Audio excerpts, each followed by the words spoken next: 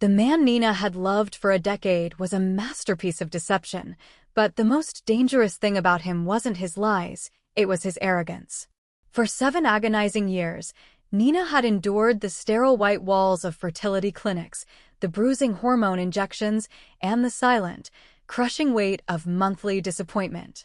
She had blamed her own body, weeping in private because she couldn't give her husband, Julian, the child he claimed to want more than life itself. She never suspected that the low sperm count the doctors had quietly discussed with Julian in private was a secret he had weaponized against her, letting her drown in guilt while he sought comfort in the beds of other women. He didn't want a child, he wanted a scapegoat. But the ultimate betrayal didn't come from a stranger, it came from the one person Nina had trusted since childhood. What happens next will truly shock you. Get ready, because this story is packed with secrets and betrayals you won't see coming. We love hearing from you, so drop a comment below and tell us where you're watching from. And for more intense tales of justice and revenge, make sure you're subscribed and have notifications turned on. Now, let's claim this midnight story. The breaking point arrived on a Sunday afternoon that felt too beautiful for the ugliness it held. Nina was in the kitchen when her younger sister, Sienna, walked in, followed closely by Julian. Sienna didn't look like a grieving sister or a supportive friend. She looked like a cat that had finally caught the prize. She stood in the center of the room, her hand resting smugly on her stomach, and dropped the bomb that was meant to shatter Nina's soul. "I'm pregnant, Nina."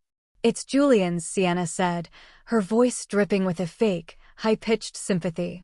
"We've been together for months. Julian says he's finally found a woman who isn't broken. He's filing for divorce today, so we can be a real family.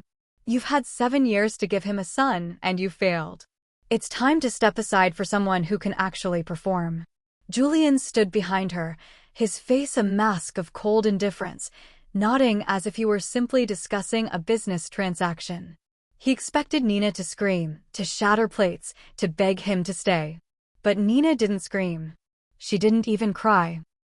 Instead, she felt a strange, icy clarity wash over her. She looked at Julian, seeing him for the first time, not as her soulmate, but as a parasite who had fed on her dignity. She had known about his various affairs for weeks. She had found the receipts, the whispered voicemails, and the hidden messages. She had even known he was seeing Sienna. She had been waiting for this exact moment. With a calm that terrified them both, Nina walked over to the counter and picked up a folder she had prepared days ago.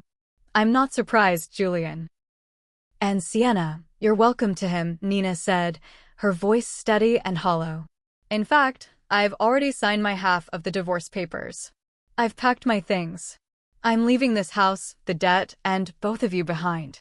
I hope you get exactly what you deserve."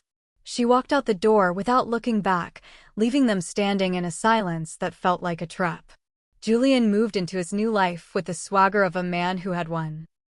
He married Sienna in a lavish ceremony that cost more than he could afford, driven by his need to show the world his miracle child. When the baby, a boy named Leo, was born, Julian was a changed man. He doted on the child, using him as a trophy to prove his masculinity. He didn't care that Sienna's spending habits were spiraling out of control, or that she spent her afternoons at high-end boutiques while he worked double shifts to fund her extravagant lifestyle.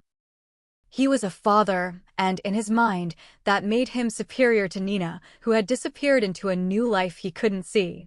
He lived in a house of cards, fueled by the pride of a child he believed was his own blood, never realizing that Sienna had been just as unfaithful to him as he had been to Nina. Sienna, however, was bored. Julian's work schedule left her alone in their big, expensive house, and she turned to Julian's best friend, Marcus, for the attention she craved. She had been seeing Marcus long before the miracle pregnancy, and the truth was a secret she kept like a jagged stone in her pocket. She let Julian believe he was the father because Julian was the one with the steady income and the desperate need to feel powerful. She manipulated his ego, making him feel like a king for curing his infertility, while she secretly laughed at his gullibility. For 5 years, They lived in a toxic cycle of high-end vacations and screaming matches until Julian's bank accounts finally ran dry. The pressure of Sienna's demands and the mounting debt broke the marriage, and the divorce was even uglier than the one Julian had forced on Nina. The true nightmare began during the child support hearings. Sienna, furious that Julian no longer had the money to support her lifestyle, demanded an astronomical monthly sum. "You wanted this kid so bad, Julian? Now you're going to pay for him," she sneered in the courtroom. Julian, desperate to lower the payments and sensing something was wrong with the timeline of their relationship, finally demanded a DNA test. He thought he was just being petty. He thought the test would simply confirm his fatherhood and perhaps show Sienna's infidelity after the birth. He stood in the lawyer's office a week later, ready to sign the support papers, when the attorney handed him the results with a look of profound pity. "Mr. Thorne, the results are conclusive," the lawyer said. "You are not the biological father of the child. In fact, based on the medical records we pulled from your previous marriage's fertility files, your low sperm count makes biological fatherhood virtually impossible without significant medical intervention." Julian felt the floor drop out from under him. The child he had raised for 12 years, the son he had used to humiliate Nina, was Marcus's. He had abandoned a loyal, loving wife for a lie. He had spent his life savings on a child who didn't share a drop of his blood, and he had done it all while mocking the woman who had truly loved him. He looked up to see Sienna standing in the doorway, a cruel smile on her face. "I just said I was pregnant by you. You were so eager to believe you were a real man that you did the rest of the work yourself." Broken and penniless, Julian found himself wandering the city, his mind haunted by images of Nina. He eventually found her through a mutual friend, but she wasn't the broken woman he remembered. Nina was the CEO of a successful design firm, her face glowing with a peace he could never touch. He waited for her outside her office one evening, looking like a ghost of the man he used to be. "Nina, please," he sobbed, falling to his knees as she approached her car. "I made a mistake. Sienna lied to me. The boy, he isn't mine. I lost everything. I realize now that you were the only good thing in my life. Can we just talk?" Nina stopped and looked down at him. She didn't feel anger, and she didn't feel pity.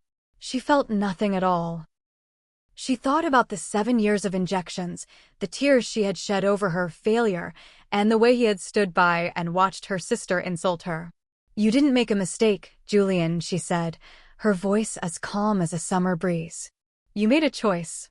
You chose a lie because it fed your ego, and you chose to hurt me because it made you feel strong. You didn't lose everything today. You lost it 5 years ago when you walked out that door. I'm not the woman you left, and I'm certainly not the woman who is going to save you." She got into her car and drove away, leaving Julian alone in the cold, the weight of his own betrayal finally crushing him into the dirt. He had abandoned his queen for a pawn, and in the end, he was the only one left off the board. If you enjoyed the story, please don't forget to like and subscribe.